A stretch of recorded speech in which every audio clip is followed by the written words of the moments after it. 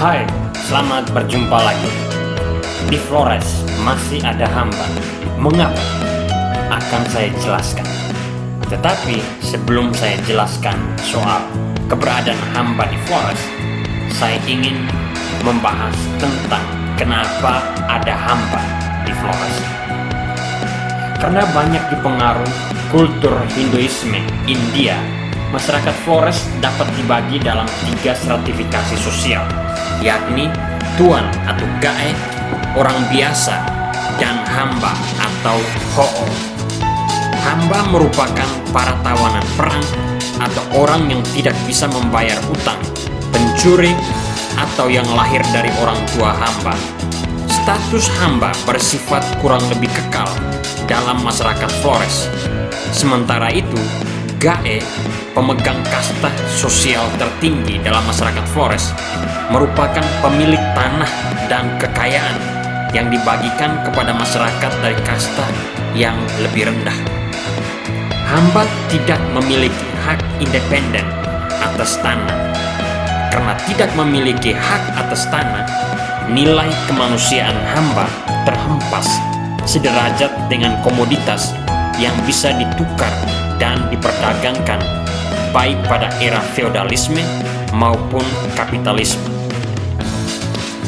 Hingga awal abad 20, perdagangan hamba menjadi praktik yang lazim dan legal di antara suku-suku dan kerajaan di Flores.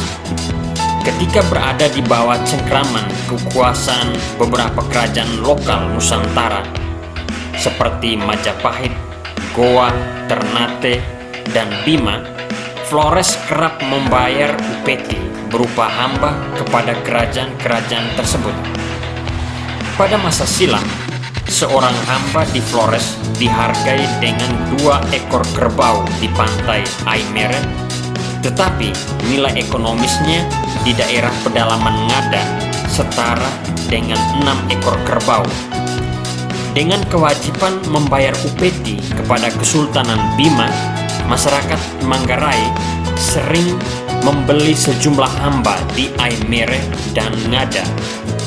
Kewajiban membayar upeti dengan model seperti itu tak pelak mendongkrak tajam perdagangan hamba antar suku di Flores. Kewajiban Manggarai membayar upeti berupa hamba kepada Kesultanan Bima berlangsung sejak tahun 1660-an. Tetapi menurut Bekum, baru terjadi pada tahun 1730.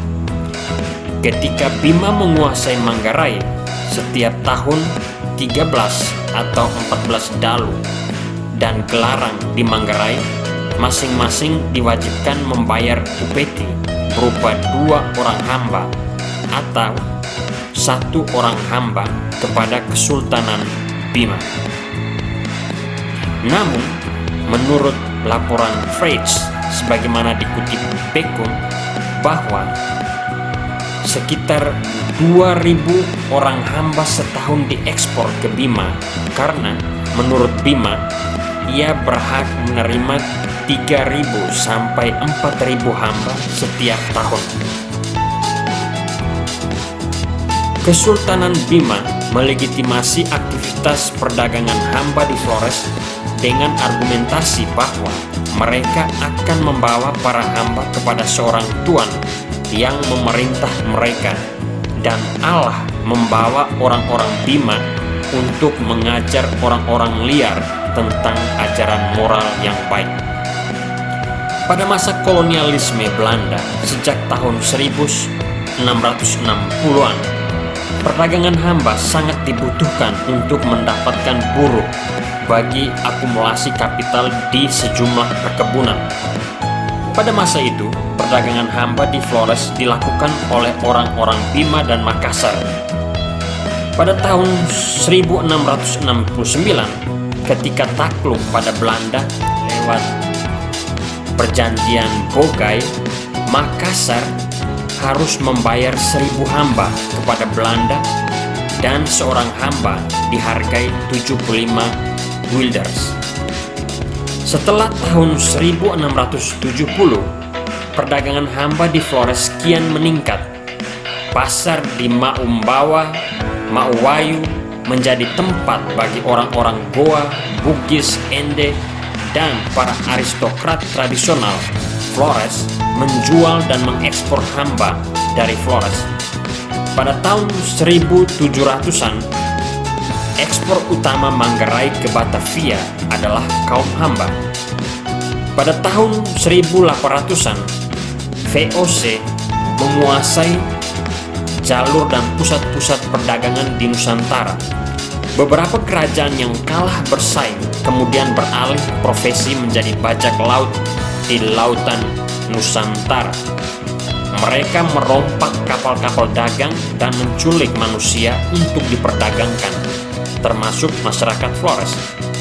Pada abad ke-19, bajak laut dari Filipina, Sulawesi, Kalimantan, dan Halmahera yang berseliweran di Laut Nusantara siap merompak, menangkap, dan menculik siapa saja. Beberapa pantai di Flores menjadi tempat persinggahan dan persembunyian sekaligus peristirahatan para bajak laut.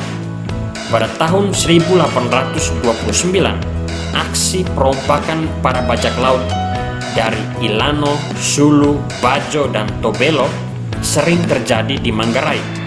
Kekalahan Makassar dari Belanda yang mewajibkan pembayaran 1.000 hamba mengakibatkan meningkatnya perompakan pendudukan terhadap koloni baru di pesisir pantai asing, serta penculikan manusia dan perompakan yang dilakukan oleh orang Makassar dan Bugis di Samudra Hindia, juga di sekitar wilayah Flores. Para bajak laut umumnya melihat Flores sebagai pulau tak terlindungi dan menjadi target paling strategis. Hal itu, menurut Mirburg, sebagaimana dikutip John Lambert Gordon, mendesak orang-orang Flores untuk menghindar laut dan daerah pesisir serta memindahkan wilayah pemukiman hingga 20 km dari bibir pantai yang membuat mereka menderita kekurangan zat garam. Karena sulit mengontrol secara ekonomi dan politik penduduk yang cenderung menjauhi daerah pesisir, Sultan Bima Abdul Hamid dalam surat tertanggal 17 April 1784 melarang orang-orang Bugis, Makassar, dan Bima yang menikahi perempuan Manggarai untuk tidak menetap di daerah pedalaman dan pegunungan, melainkan harus tinggal di kawasan pesisir. Belanda pun merasa tidak nyaman dengan keberadaan bajak laut di Nusantara, karena mereka sering mengganggu lalu lintas perdagangan Belanda ke dan dari Maluku. Karena itu, pada tahun 1832, Belanda menjalin kerjasama dengan Kesultanan Bima memberantas para bajak laut, terutama di daerah Bari. Beberapa tahun setelah operasi pembasmian itu, Belanda melarang perdagangan hamba di Flores pada tahun 1839. Namun, dilaporkan masih terus berlangsung hingga 1907. Perdagangan hamba dalam bentuk tradisional dengan intervensi Belanda memang berakhir pada abad ke-20. Tetapi perdagangan hamba berwajah baru di zaman modern yang disebut dengan perdagangan manusia masih terus terjadi hingga hari ini di Flores. Pertanyaannya, apakah keberadaan hamba masih ada di Flores hingga hari ini?